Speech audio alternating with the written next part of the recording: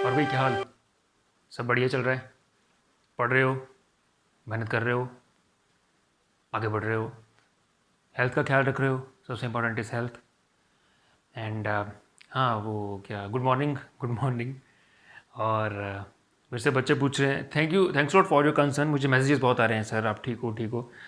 हाँ देखो, हेल्थ तो थोड़ा टाइम हो गया अभी इसको। इट्स बी अराउंड 2 मंथ्स, तो धीरे धीरे ही ठीक होगा अभी। अगर प्रेजेंट सिनेरियो के बारे में पूछना चाहते हो, मैं आपको बार बार बोलता हूँ तो लगता होगा सर तो नहीं, झूठ बोल रहे हैं। तो प्रेजेंट सिनेरियो हमारा कुछ ये है प्रेजेंट सिनेरियो, समझ रहे हो? तो थोड़ा सा मुझे लगा एक बार विश्वास हो जाए आपको थोड़ा सा ना, कि ऐसा नहीं है कि सर बोर हो गए वीडियो बनाते बनाते ऐसा नहीं है। मेरा बस चलता है, मैं हर दिन वीडियो बनाता हर दिन। बट वही है, समटाइम्स सर्कमस्टांसेस ऐसे होते हैं कि आप चाह के भी नहीं कर पाते, बट स्टिल जब थोड़ा भी ठीक लगता है मुझको, then I use to get up and make this video. ठीक है, तो चलो, लास्ट टाइम हमने क्या किया था, कूलम्स लॉ किया था। कूलम्स लॉ, इलेक्ट्रोस्टैटिक्स कर रहे हैं आज हम, इलेक्ट्रोस्टैटिक्स। ठीक है, साथ साथ चलाने की कोशिश कर रहा हूँ, दोनों साथ साथ चले। कूलम्स लॉ में हमने क्या पढ़ा था? कूलम्स लॉ बताता है force between two charges, like हो चाहे अनलाइक हो। एक फॉर्मूला क्या था कूलम्स लॉ का? एफ इज इक्वल टू के Q1 Q2 upon are square. ठीक है, के को क्या कहते हैं? इलेक्ट्रोस्टैटिक फोर्स कांस्टेंट, कई जगह कूलम्स कांस्टेंट भी लिखा होता है। ठीक है, वैल्यू क्या होती है इसकी? 9 × 10⁹ न्यूटन मीटर स्क्वायर पर कूलम स्क्वायर। ठीक है, यूनिट यहाँ से निकाल सकते हो आप, के को वहाँ रखो, सबको वहाँ ले जाओ। और क्या पढ़ा था हमने? It depends on medium.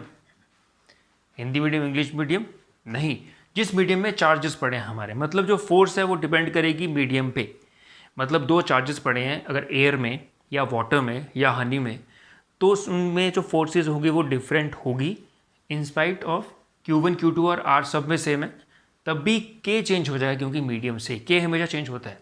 ठीक है, इसके लिए इट डिपेंड्स ऑन मीडियम। ठीक है और हमने क्या पढ़ा था कि ये कब कब एप्लीकेबल है? चार्जेस स्टेशनरी होने चाहिए। मैंने एक केस बताया था कि एक्चुअली एक चार्ज स्टेशनरी एक मूविंग हो तब भी ये लॉ लग जाता है, लेकिन आप अपने एग्जाम में यही लिखना कि चार्जेस शुड बी स्टेशनरी। दूसरी बात क्या होता है? Charges should be point charges. Point charges मैंने बताया था, साइज से मैटर नहीं करता, डिपेंड ये करता है कि वो कितनी दूरी पर है। दूरी बहुत ज़्यादा है, चार्जेस अगर फाइनाइट साइज़ के भी हैं हम उनको पॉइंट चार्ज ले सकते हैं, और दूरी बहुत कम है तो छोटे छोटे चार्जेस को भी हम पॉइंट चार्ज नहीं ले सकते। ठीक है, आपको भी जितने भी क्वेश्चन आएंगे या 95% क्वेश्चन जो हम करेंगे, ठीक है, इसकी इलेक्ट्रोस्टैटिक्स की बात कर रहा हूँ, ऑलमोस्ट सभी क्वेश्चंस में हम पॉइंट चार्ज मानेंगे। ठीक है, तो घबराओ मत कि इसमें कैसे पता चलेगा, आपको सब समझ आ जाएगा। ठीक है, तीसरी बात है कि जो ये coulomb force between two charges होती है, ये हमेशा along the line joining along the line joining centres लगती है। Line joining the two charges, मतलब दो चार्ज पड़े हैं ना, एक ही और एक ही, तो ये इनको हमने लाइन ज्वाइन किया तो इस फोर्स के अलॉन्ग ही होगी। ऐसे रिपल्जन हो जाएगी, ऐसे अट्रैक्शन हो जाएगी। ऐसा नहीं होगा एक चार्ज ये पड़े एक चार्ज ये पड़े फोर्स यहाँ लग रही है, ऐसा नहीं होगा।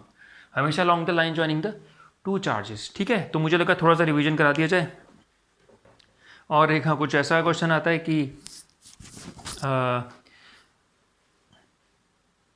फोर्स और डिस्टेंस बिटवीन चार्जेस हैं या मैग्नीट्यूड ऑफ चार्जेस हैं, इसका कभी वेरिएशन दे दिया जाता है कि एक फोर्स हमारी पहले इतनी लग रही थी, अब चार्जेस को हमने डबल कर दिया, डिस्टेंस को हाफ कर दिया, बताओ क्या फोर्स में वेरिएशन आएगी? वो लास्ट क्लास में शायद हमने लास्ट क्वेश्चन किया था, तो वो भी आप कर लोगे। ठीक है, आगे बढ़ते हैं, चलो।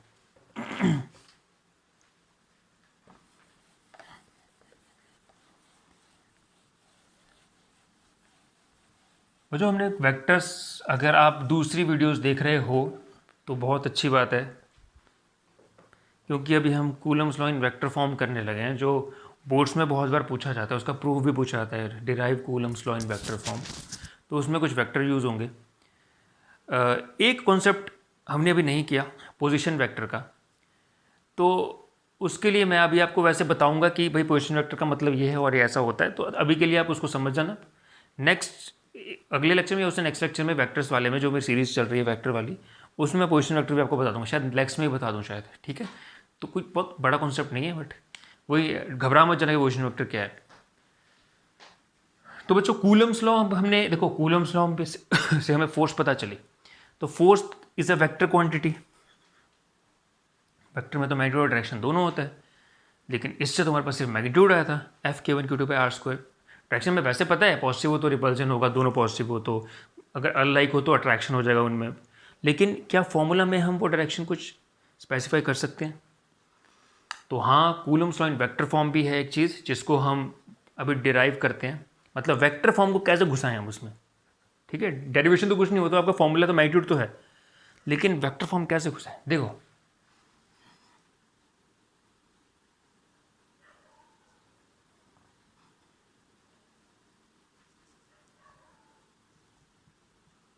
इसको आप लिख लो, Coulomb's law in vector form. Assume करो वी हैव एक चार्ज Q1 है और एक चार्ज Q2 है, बीच का जो डिस्टेंस है हमारा दैट इज R, ठीक है। अब एज्यूम करो दोनों पॉजिटिव चार्जेस हैं, ठीक है। एज्यूम करो दोनों पॉजिटिव चार्जेस हैं, कुछ भी हम ले सकते हैं, तो क्या इनमें फोर्स ऑफ रिपल्जन होगा? बिल्कुल होगा। और क्या हमें ये पता है कि ये जो कूलम्स फोर्स होती है ये एक्शन रिएक्शन पेयर होता है? पता चल गया होगा शायद, होता है ना, होता ही है। तो मैं बोलता हूँ कि अगर इस पर थोड़ा मुद्दे से भटक गया पर फिर भी थोड़ा सा इंपॉर्टेंट पॉइंट है, मैं बोलता हूँ अगर दोनों चार्जेस के बीच में मैंने फॉर्मूले से फोर्स निकाली, वो मेरे 50 न्यूटन आई, तो कई बार क्वेश्चन आता है चार्ज 1 पे कितनी फोर्स है, अगर वो अनइक्वल भी हैं तो सब भूलकर आपने जो फोर्स निकाली ना Q1 Q2 यूज़ करके, वो 50 न्यूटन भी आई ना, और चार्ज ये सेम नहीं अलग अलग भी हैं, तो वे बोलोगे 50 इस पर 50 उस पर, डायरेक्शन डिपेंड करेगा मैग्नीट्यूड पे, सॉरी साइन पे, डायरेक्शन डिपेंड करेगा आपका साइन पे, ठीक है। तो कई बार ऐसा होता है कि हमारे ध्यान नहीं रहता और हम दो चार्ज दिए होते हैं, डिस्टेंस दिया होता है, बोला फोर्स निकालो फर्स्ट चार्ज पे कितनी है, तो हम सॉल्व करके निकालते हैं 50 न्यूटन, हम कहते हैं यार ये तो फोर्स, ये तो 50 न्यूटन है, तो फर्स्ट पे उसका आधा होगा, अगर चार्ज का मैग्नीट्यूड 3 टाइम्स है उसके तो 1/3 हो जाएगा शायद, हम ऐसी बातें करते हैं। याद रखना फोर्स जो भी आई वो दोनों पे लगेगी, इस पे ये उतनी फोर्स लगा रहा है और इस पे ये उतनी ही फोर्स लगा रहा है जितना फॉर्मूले से निकल कर आएगा, ठीक है। चलो आगे बढ़ते हैं। एज्यूम करें पॉजिटिव थे दोनों, तो इस पे चार्ज 1 चार्ज 2 लिख लें, तो इस पे फोर्स कहाँ लगेगी, इस तरफ रिपल्जन है, इस पे लगेगी इस तरफ रिपल्जन है, ठीक है। F(1) ड्यू टू 2, देखो ये थोड़ा नोटेशन देख लो आपकी, हम कैसे लिखते हैं, जिस पे फोर्स लग रही है 1 पे लग रही है ना, इसको 1 नंबर दिया, वो पहले लिखेंगे, जिससे लग रही है वो बाद में, force on 1 due to 2, force on 1 due to 2, F(1)(2), ऐसे ये क्या हो जाएगा, force on 2 due to 1, force on 2 due to 1, ठीक है। फोर्स वेक्टर बना लिया हमने। अब क्या करें, अब हमको पता है कि ये distance between the two charges है, ठीक है। इसको मैं मॉड आर ले लेता हूँ। देखो एक्चुअली क्या है कि आर को ना आप, मैं पूछूंगा क्या आर है, आप ये बोल सकते हो सर 1 से 2 की तरफ गए वो डिस्टेंस आर है, या यही बोल सकते हो सर 2 से 1 की तरफ गए वो भी डिस्टेंस आर है। मैग्नीट्यूड तो आर है, डायरेक्शन तो अपोजिट हो गई, हमारी मर्जी है हम उसको कैसे देख रहे हैं। तो अगर इसका सिर्फ मैग्नीट्यूड लिखने के मैं मॉड आर लिख सकता हूँ, बिल्कुल ठीक है, मैग्नीट्यूड ठीक है, मॉड आर लिखा मैंने, which is equal to magnitude of the length या डिस्टेंस बिटवीन टू चार्जेस। क्योंकि देखो ना आप, ये मैंने बोला आर क्या, आप बोलो सर ये 1 से 2 की तरफ जाओ वो आर है, आर वेक्टर की बात कर रहा हूँ, वो आर वेक्टर, क्योंकि ये वेक्टर फॉर्म की बात कर रहे हैं। आप बोलोगे सर 2 से 1 की तरफ वो भी आर वेक्टर है, लेकिन ये तो अपोजिट हो गए, मुझे मैग्नीट्यूड लेना है तो मैंने मॉड आर ले लिया। अब थोड़ी सी बात आती है, एज्यूम करो इसका पोजीशन वेक्टर आपका r1 है, इसका पोजीशन वेक्टर r2 है, मतलब पॉइंट 1 का पोजीशन वेक्टर r1 है, पॉइंट 2 का पोजीशन वेक्टर r2 है। अब अच्छा पोजीशन वेक्टर होता क्या है, पोजीशन वेक्टर एक ऐसा वेक्टर मैंने डिफाइन किया है जो एक पॉइंट की पोजीशन को रिप्रेजेंट करता है with respect to the origin. मतलब ओरिजिन अगर यहाँ कहीं होगा तो पोजीशन वेक्टर ना R1 है तो R1 से एक वेक्टर ऐसा बनेगा, मतलब इस तरफ, R2 पोजीशन वेक्टर ऐसे जाएगा, मतलब इसको यहाँ तक खींच दो, अब जहाँ पॉइंट है वहाँ तक खींच दो। गंदा लॉजिक से मैं खींच नहीं रहा, समझो, मतलब ये ऐसा कुछ है, खींच दो क्या, यहाँ ओरिजिन है, ये ऊपर तक ले जाओ, इसको इस पॉइंट तक ले जाओ, तो ये R1 वेक्टर, ये R2 वेक्टर और ये ओरिजिन है। तो इसको पोजीशन वेक्टर हम बोलते हैं। मतलब ये क्या करते हैं, किसी पॉइंट की पोजीशन को रिप्रेजेंट करता है। अभी के लिए सिर्फ इतना समझो आप, ठीक है। तो पोजीशन वेक्टर मैंने बताया R1 वेक्टर और R2 वेक्टर हो गए हमारे पास दो position vectors of points 1 and 2, ठीक है। जिसे मैंने R1 R2 लिख लिया। अब हम करेंगे पोजीशन वेक्टर, चिंता ना करो। एक बात और, मुझे जब कोई वेक्टर निकालना हो ना, दो पोजीशन वेक्टर्स को मिलाता हुआ एक वेक्टर, जैसे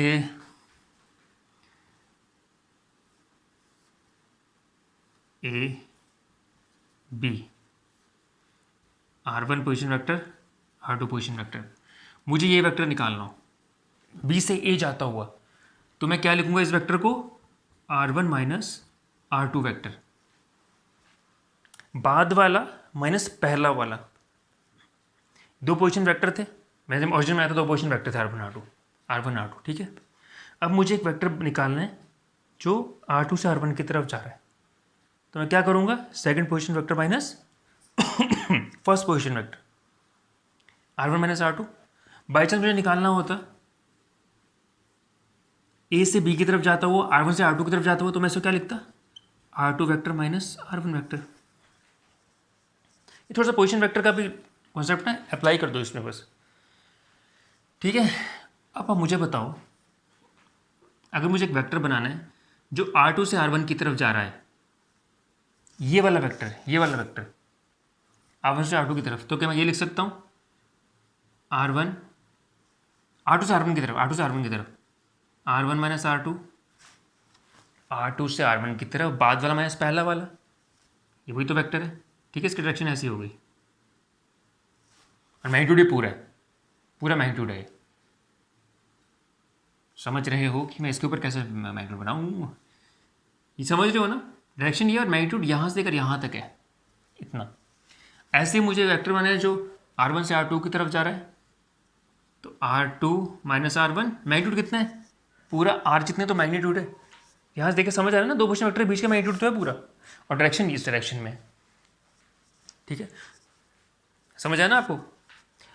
तो R1 माइनस R2 कौन सा वेक्टर हुआ, जिसका मैग्नीट्यूड इज दिस, इसके बराबर, डायरेक्शन क्या है R1 की तरफ। R2 माइनस R1 क्या हुआ, इसका मैग्नीट्यूड इस वेक्टर के बराबर, इस लेंथ के बराबर, डायरेक्शन क्या है R2 की तरफ। इतना समझ आया। ध्यान से तो दोबारा रिवाइंड करके सुन लो, रिवाइंड कर रहा हूँ, पॉज करके रिवर्स करके सुन लो आप, ठीक है। अब और ध्यान से सुनो, अगर मैं F12 लिखता हूँ,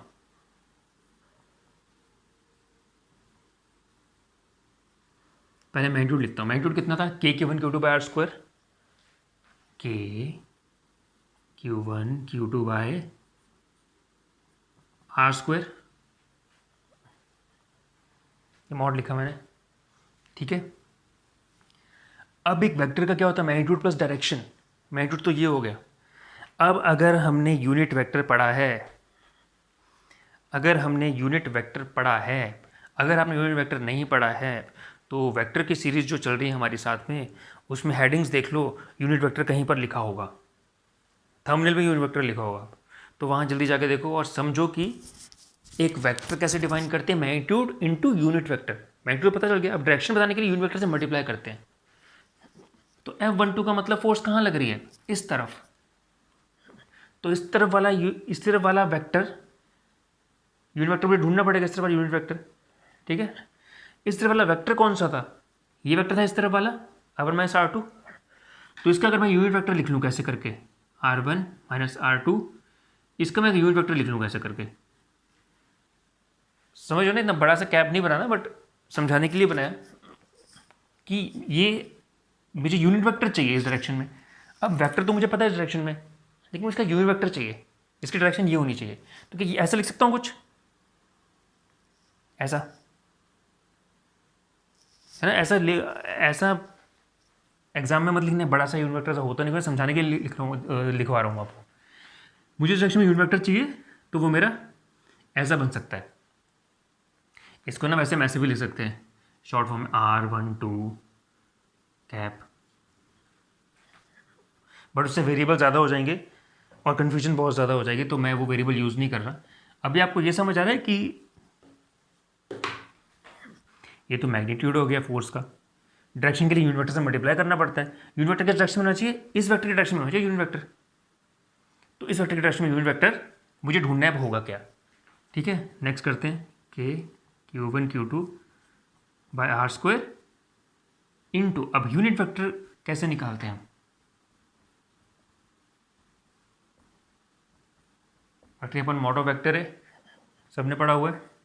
तो वेक्टर कौन सा है, ध्यान से देखो, वेक्टर कौन सा है, यही ले लेते हैं, R1 माइनस R2 वेक्टर है अपॉन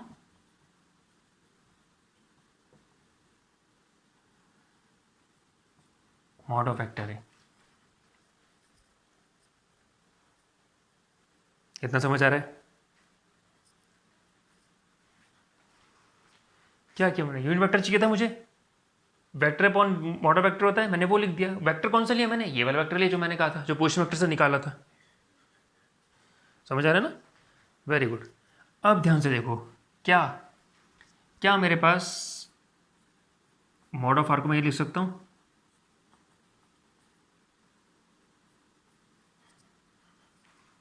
एक ही तो बात है। मैंने क्या कहा था, इसका मैग्नीट्यूड कितना है, इतना। मैग्नीट्यूड कितना है, दो पोजीशन वेक्टर्स के बीच का डिस्टेंस, दो पोजीशन वेक्टर्स के बीच का डिस्टेंस, मैग्नीट्यूड तो है। तो इसका मॉड, क्या मॉडर के इक्वल हो गया? बिल्कुल हो गया ना, कि मॉडर भी तो वही डिस्टेंस था, है ना? समझ, दोनों इक्वल है ना ये, सोचो, रिमाइंड करके देख लो दोबारा।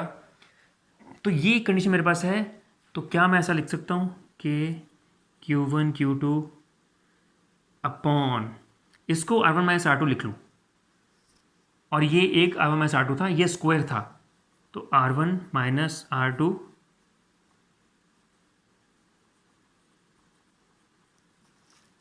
ध्यान से देखो, ऐसा बनेगा कुछ कि Q1 Q2 R1 minus R2 का होल क्यूब इंटू ये वाला vector R1 minus R2 vector. इससे डायरेक्शन पता चल रही है कि फोर्स किस डायरेक्शन में होगी। ये फॉर्मूला है बेसिकली, इसलिए आपको डिराइव करवाया है, वेक्टर फॉर्म में फॉर्मूला है। तो F12 क्या हो जाएगा, दिस फोर्स, ये डेरिवेशन है, एक एग्जाम में आती है डेरिवेशन 5 नंबर की, लिख देना बना के, काम बन जाएगा आपका। ठीक है, कोई मुश्किल तो बात है नहीं। पोजीशन वेक्टर कॉन्सेप्ट था, थोड़ा समझा दिया आपको, नेक्स्ट क्लास में समझेंगे पोजीशन वेक्टर, वेक्टर्स वाली सीरीज में, तो क्लियर हो जाएगा आपको। अच्छा, क्या इसको देख के आप F21 लिख सकते हो? सिमिलरली F21 क्या हो जाएगा, लिख सकते हो आप?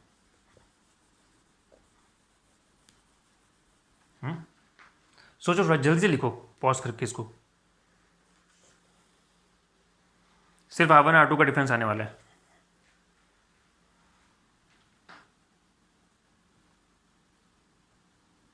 कि सब कुछ सेम आएगा, यहाँ देखो, Q1 Q2 upon R2 minus R1 का whole cube R2 minus R1। Similarly ये भी हो गया हमारा। ध्यान से देखो, F21 क्या है, फोर्स ऑन 2 ड्यू टू 1 ऐसे जा रही है। ये वेक्टर क्या है, R2 माइनस R1 ऐसे जा रहा है। बाद का माइनस पहले का, अगर R2 की तरफ जा रहे हैं तभी तो R2 माइनस R1 है। देखो हमारा प्रूफ भी हो गया ना सेम डायरेक्शन में, तो बिल्कुल सही है। ठीक है बच्चों, तो ये प्रूफ है हमारा बेसिकली। तो बोर्ड्स में तो कई बार पूछा गया है, ठीक है, उम्मीद करते हैं आपको ये प्रूफ समझ आया होगा। करें अब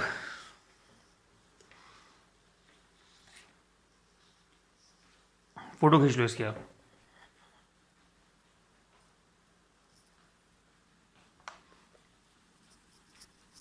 तो ये Coulomb's law in vector form था।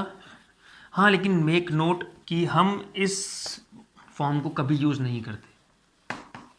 अरे सर, करवा क्यों दिया आपने? इसलिए करवाया क्योंकि ये ना एग्ज़ाम में पूछा जाता है और आपको आइडिया तो होना चाहिए। थोड़ा फील भी दो कि आप कुछ बड़ा बड़ा पढ़ रहे हो, है ना।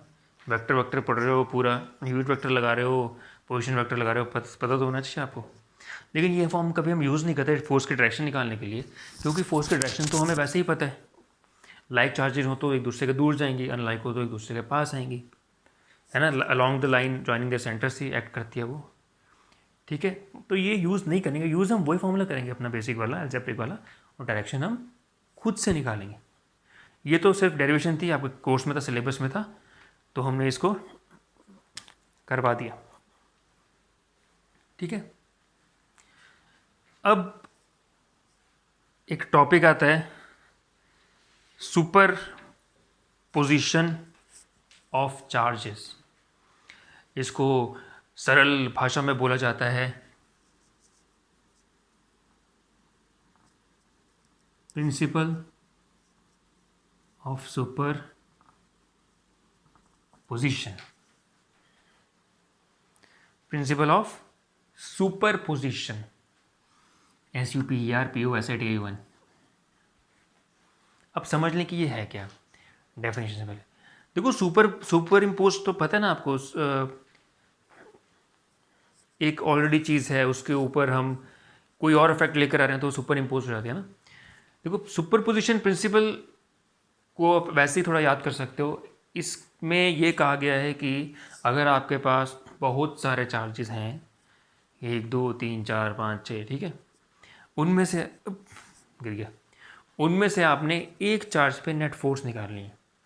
आपके पास बहुत सारे चार्जेस हैं, 1 2 3 4 5 6 7, कोई भी एक चार्ज पकड़ लिया आपने उसमें से, इस पे आपको नेट फोर्स निकालनी है सब चार्जेस के द्वारा, कितनी लग रही है इस पे। तो कंफ्यूज नहीं होने का, क्या करना है हमने, बारी बारी करके हर चार्ज से उसकी फोर्स निकालेंगे और उनका वेक्टर सम कर देंगे, तो इस चार्ज पर टोटल फोर्स आ जाएगी। थोड़ा सोचो मैंने क्या बोला। मेरे पास बहुत चार्जेस हैं और मुझे कोई एक चार्ज पे नेट फोर्स निकालनी है, तो मैं क्या करूँगा, एक एक चार्ज उठाऊँगा, इसके अलावा उनके बीच में फॉर्मूला लगाऊँगा, फोर्स निकालूंगा, डायरेक्शन निकालूंगा, फोर्स वेक्टर बनकर आ गया। अब दूसरा उठाऊंगा, फॉर्मूला लाऊंगा, डायरेक्शन निकालूंगा, नेट दो फोर्सेस आ गई। फोर्स आने का मतलब मेथड और डायरेक्शन दोनों, उसका भी कोई फोर्स वेक्टर आएगा। तो जितने भी चार्जेस हैं सबका फोर्स वेक्टर निकाल के उन सब फोर्सेस को मैं वेक्टोरियली ऐड कर दूंगा। तो नेट फोर्स कितनी आएगी, vector sum of all the forces करके बता देते हैं। पहले लिख लेते हैं,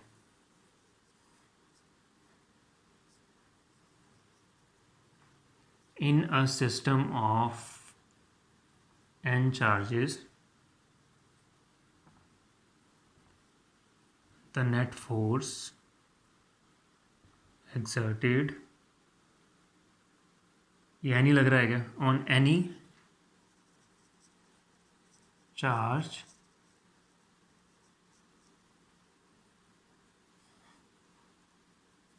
will be equal to the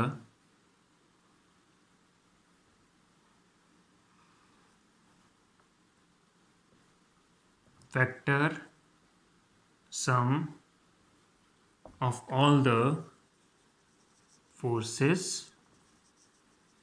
which are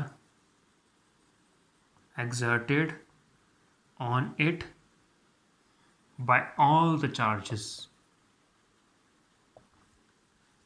In system of n charges, the net force exerted on any charge will be equal to the vector sum of all the forces which are exerted on it by all the other charges.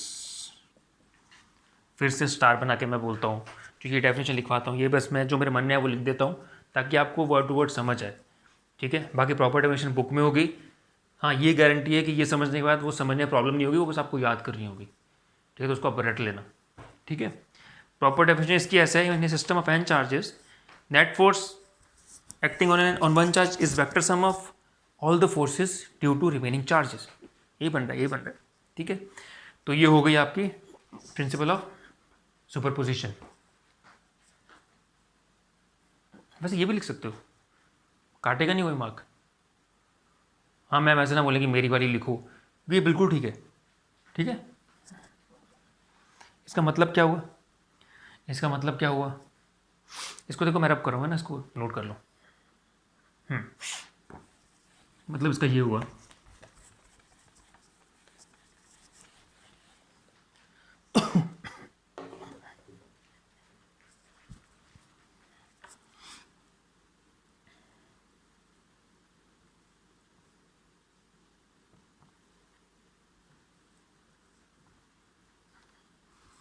और charges थे। ठीक है, मुझे first charge पर force निकालनी है इन सब की वजह से, नेट फोर्स ऑन चार्ज 1। तो नेट फोर्स क्या हो जाएगी, force on 1 due to 2, force on 1 due to 3, force on 1 due to 4, force on 1 due to 5, छोटा होता जा रहा है क्या, फोर्स ऑन 1 ड्यू टू 6। ठीक है, अगर आपने इन टर्म्स ऑफ एन लिखना हो तो यहाँ पे कोई एन होगा, force on 1 due to n plus plus plus plus plus force on 1 due to n. ठीक है, तो sum of vector sum of all the forces. अब किन्हीं दो चार्जेस के बीच की फोर्स थर्ड से अफेक्ट नहीं होगी, ये बहुत इंपॉर्टेंट पॉइंट है, ध्यान रखना। अगर आप सोचो सर ये मैं F12 कैसे निकालूँ, अब 3 भी 4 भी है, तो 5 भी है 6 भी है, Q12 तो Q12 ही है, उसका इफेक्ट पड़ेगा ही नहीं। मतलब एज्यूम करो सारे पॉजिटिव है, सारे पॉजिटिव हैं, तो 1 पे 2 की वजह से यहाँ फोर्स लगेगी ना। एज्यूम करो ये आपका R1 है, तो F12 ये कितना हो जाएगा, K Q1 Q2 upon R1 square. Direction ये है, बिल्कुल ठीक। 3 की वजह से 1 पर कितनी लगेगी, इस तरफ वैल्यू क्या हो जाएगी, K Q1 Q3 अपॉन, इसको 2 दे दो, नहीं तो ये याद करने में गलती हो जाएगी, R3 स्क्वायर।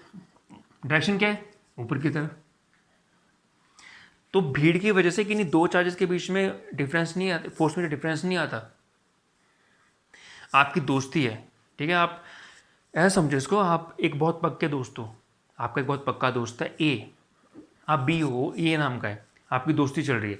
एक सी दोस्त, वो भी बहुत अच्छा लड़का आया, आपकी उससे पक्की दोस्ती हो गई, लेकिन इसका इफेक्ट आपकी दोस्ती पे नहीं पड़ा, आपकी फोर्स ऑफ अट्रैक्शन उतनी ही है, तो फोर्स ऑफ अट्रैक्शन उतनी रही चाहे दूसरे पे जाए। अब आप पे नेट फोर्स ऑफ अट्रैक्शन अलग हो गया।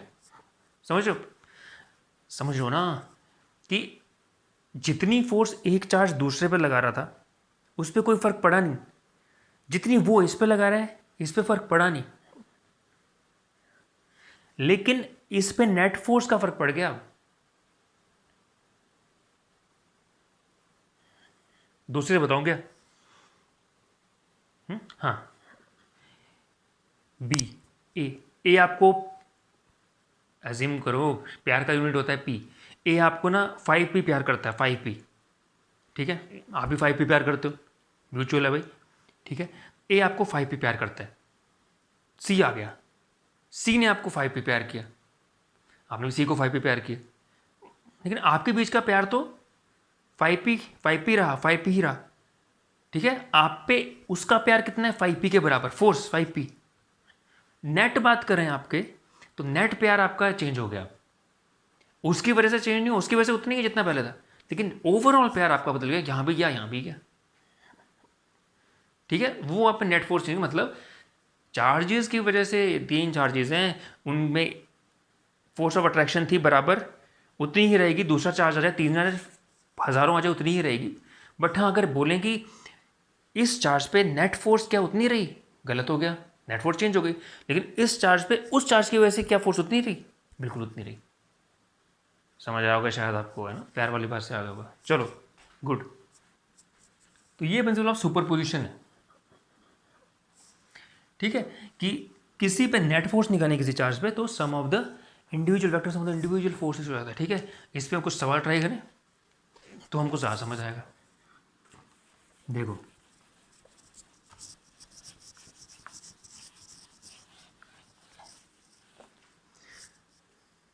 सिंपल से ट्राई करते हैं।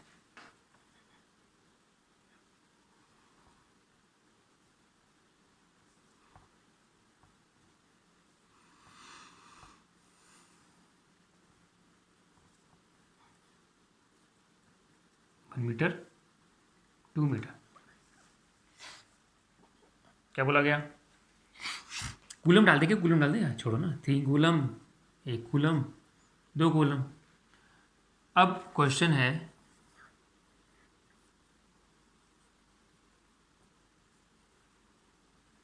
Find the force on 1 coulomb charge due to 2 coulomb charge. Second है find the net force on the 1 coulomb charge. अब समझ आएगा अच्छे से। पहले कह रहा है find the force on 1 coulomb charge due to 2 coulomb charge. दूसरा कह रहा है find the force on 1 coulomb charge, find the net force on 1 coulomb charge. ठीक से मैंने लिखा नहीं, ड्यू टू 3 कूलम वो सेम सा ही हो जाएगा, ठीक है। अब पहले तो हम निकालते हैं 1 और 2 के बीच का जो फोर्स है, ठीक है। फोर्स ऑन 1 ड्यू टू 2 के Q1 Q2 upon are square. ध्यान से देखो, इन दो चार्ज को कंसिडर कर रहा हूँ, के तो क्या रहने दिया, Q1 Q2 upon are square. क्या ये फोर्स निकालते हुए मैंने 3 के बारे में सोचा कि 3 भी तो पड़ा है, उसका इफेक्ट पड़ेगा, नहीं सोचा और सोचना भी नहीं है। इंडिविजुअल के बीच में जो चल रहा है वो इंडिविजुअल के बीच में ही चलेगा, ठीक है। नेट में हम सोचेंगे ज़रूर, ठीक है, बहुत बढ़िया। क्या आंसर है, 2K/4 मतलब K/2, K/2 force on 1 due to 2। ऐसे हम निकालते हैं फोर्स ऑन 1 ड्यू टू 3। बोला तो नहीं हुआ, फिर भी निकाल लेते हैं क्या, क्योंकि हमको नेट तो निकालना ही है, ठीक है। अब डायरेक्शन क्या होगी, पहले अभी देखो डायरेक्शन क्योंकि ये लाइक चार्जेस हैं तो इस तरफ डायरेक्शन हो जाएगी force on 1 due to 2, repulsion होगी ना, है ना। 1 और 3 के बीच में के Q1 Q2 upon are square 3K। 1 और 3 के बीच का जो माल चल रहा है, हिसाब चल रहा है, उसमें 2 का कोई लेना देना नहीं, ये अपनी बात है। डायरेक्शन क्या हो जाएगी, ये भी लाइक है, रिपल्जन F13, 1 2 गया, 1 3 भी हो गया, ठीक है। अब मुझे निकालनी है net force on charge 1, that would be vector sum of the individual forces. तो मैं क्या बोलूँगा, F1 net would be equal to F12 plus F13। अब वेक्टर जब लिखते हैं तो बच्चे टेंशन में आ गए, यार वेक्टर आ गया, यार कितने मुझे छोटा था वेक्टर, यार वेक्टर आ गया। अरे टेंशन लेने की नहीं, सिंपल सोचो, क्या ये दोनों फोर्सेस अपोजिट हैं, F12 F13, कोई एंगल इनके बीच में नहीं, 180 डिग्री पे, वेक्टर का झमला ही खत्म। सिर्फ हमें बड़ी छोटी फोर्स देखनी पड़ेगी। F12 कितना था, K/2, F13 कितनी थी, 3K, बड़ी कौन सी है, F13। तो सिंपली इसमें से ये माइनस कर दो, तो नेट फोर्स कितनी हो गई, 5/2 6, 5/2 के टूवर्ड्स 2 कूलम चार्ज, या टूवर्ड्स ईस्ट लिख दो, आप कुछ भी लिख दो। तो बेसिकली नेट फोर्स क्या होगी 1 पे, आप इस पे बना भी सकते हो कि यहीं पे आप ऐसे कर दो, अरे बना देना, ठीक है। तो हमें समझ आ गया कि नेट फोर्स कितनी है हमारे चार्ज वन पे, that is 2.5 K towards 2 coulomb of charge, ठीक है। फाइन लास्ट में ऐसा कर सकते हो आप, 1 कूलम था, 3 कूलम, 2 कूलम, ऐसे कर दोगे नेट फोर्स एफ नेट 5/2 के। ये बहुत छोटा एग्जाम्पल था प्रिंसिपल सुपर पोजिशन का, समझ आया? नोट कर लो। इस पर मैंने वेक्टर सम लिया इंडिविजुअल फोर्सेस का, लेकिन अगर लीनियर ना हो के फोर्सेस किसी एंगल पर काम कर रही हो, फिर जैसे आप ये देखो,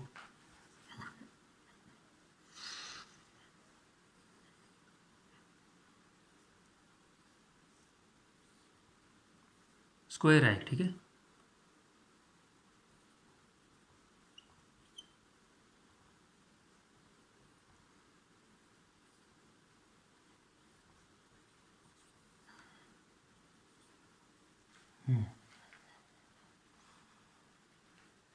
पहले ट्रायंगल बनाते हैं, पहले ट्रायंगल वाला करते हैं क्योंकि इसमें थोड़ा सा आपको कॉम्प्लिकेटेड लगेगा।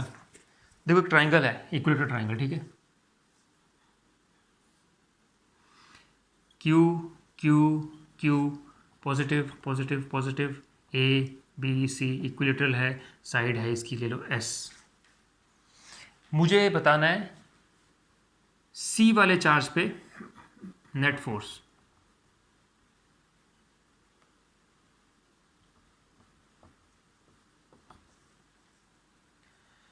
अब ध्यान से देखो, ये सी वाला चार्ज है मेरे पास, ठीक है।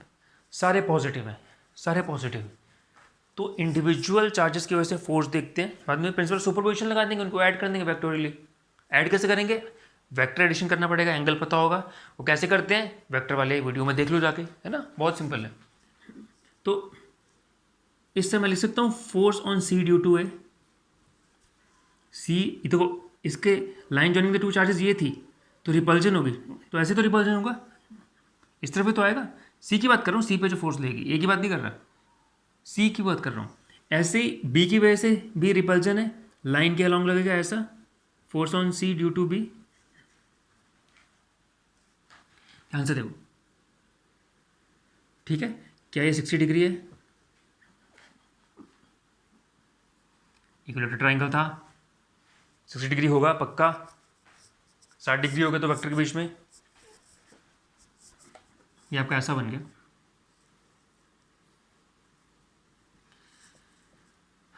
अब क्या ये दो फोर्सेस सेम है? अगर मैं मैग्नीट्यूड की बात करूं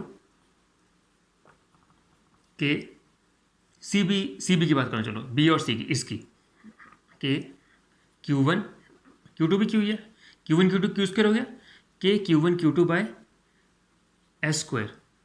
मैग्नीट्यूड हो गया इस फोर्स का, मैग्नीट्यूड की बात कर रहा हूं। एफ सी ए की बात करूं अगर, के Q1 Q2 दोनों Q, दोबारा एस स्क्वायर, इक्विलेटरल ट्रायंगल है, तो ये दो फोर्सेस सेम है, तो थोड़ी देर के लिए मैं इनको F मान लेता हूं, F।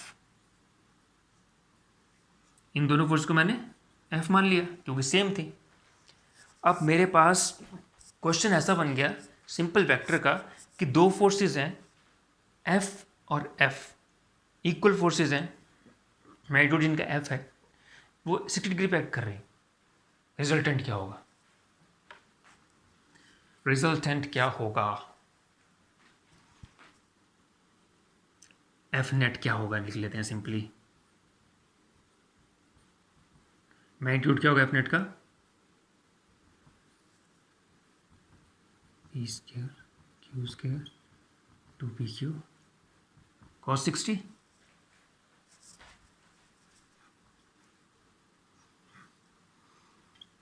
To F square plus 2 square cos 60 क्या होता है? हाफ 3f स्क्वायर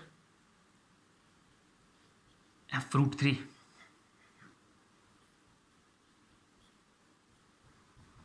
तो मैग्नीट्यूड तो f√3 हो गया। डायरेक्शन देखो, जब सेम वेक्टर होते हैं तो उनका रिजल्टेंट क्या आता है? बाइसेक्टर होता है ना, ऐसा हो जाएगा 30 degree from both the forces, magnitude would be √3f।